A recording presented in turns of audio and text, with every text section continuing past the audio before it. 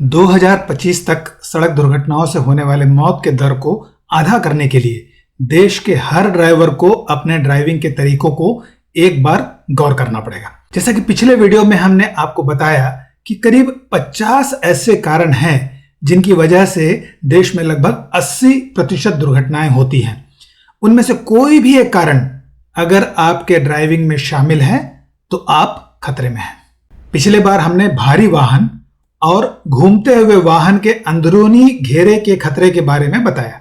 आज एक ऐसे कारण के बारे में आपसे बात करेंगे जिसे हमारे ड्राइवर बड़ी ही बेपरवाही से लगातार करते रहते हैं और इसमें खतरा इतना ज्यादा है कि जरा सी चूक और सीधा दो पहिया चालक एक बड़े वाहन के पहिए के नीचे।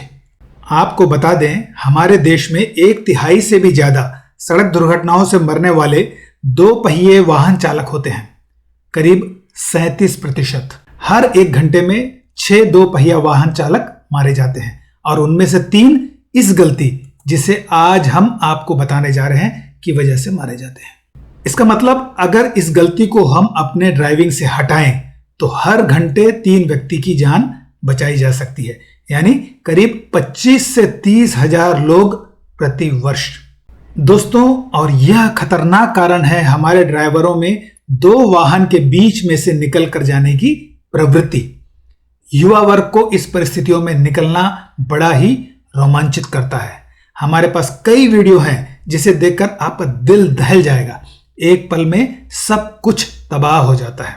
आप जिन 2 वाहनों के बीच में से जाने का प्रयास करते हैं उनको आपके इस इरादे का कोई अंदाजा नहीं होता। 2 चलती गाड़ियों के बीच की दूरी कभी भी कम ज्यादा हो सकती है जो आपके कंट्रोल में नहीं रहता है और इस तरह की परिस्थितियों में अक्सर 2 पहिया वाहन चालक सामने वाले वाहन से टकराकर पीछे वाले वाहन के पहिए के अंदर चला जाता है, जैसा कि इस वीडियो में आप देख सकते हैं। हर ऐसा करने वाले के साथ दुर्घटना हो यह जरूरी नहीं है, पर लगातार इसे सड़क पर दोहराने से कभी कभी एक दुर्घटना हो ही जाती है। कभी भी आप अपने आप को इन परिस्थितियों में पाते हैं तो कुछ पल इंतजार कीजिए, रास्ता अपने आप साफ हो जाएगा। हम सबको मिलकर सड़क से खतरनाक परिस्थितियों को हटाना है और इसे हटाने के लिए किसी और की सहायता की जरूरत नहीं रहती है। यह हम खुद ही कर सकते हैं क्योंकि इसे तैयार भी हम ही करते हैं। जब एक ड्राइवर इन दोनों के बीच में से जाने का प्रयास करता है तो कई बार वाहनों के बीच की दूरी इतनी सक्रिय रहती है कि बड़ी मुश्किल से एक बाइक निकल पाता है।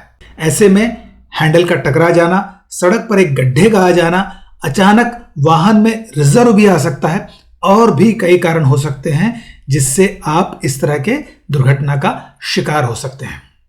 चलिए हम सब मिलकर सड़क सुरक्षा का विचार करते हैं और दुर्घटनाओं का उपचार करते हैं। दुर्घटनाओं को अगर हमें रोकना है तो उनके होने के कारणों को ही जड़ से उखाड़ना होगा और इसके लिए पहले हमें उन कारणों को जानना होगा। हमने इस तरह के सभी कारणों को एक जगह संकलित कर पुस्तक के रूप में भी प्रकाशित किया है जो हिंदी और अंग्रेजी में उपलब्ध है। किताब का लिंक डिस्क्रिप्शन में दिया गया है। पुस्तक अमेज़न और फ्लिपकार्ट में भी उपलब्ध है। सड़क पर हमें क्या करना चाहिए यह तो जानना जरूरी है, पर उससे भी ज्यादा जरूरी है कि हमें इस बात का पता होना चाहिए कि हमें सड़क पर क्या नहीं करना चाहिए। चलिए कल फिर एक और कारण के साथ आपके सामने हाजिर होंगे। मिलते हैं।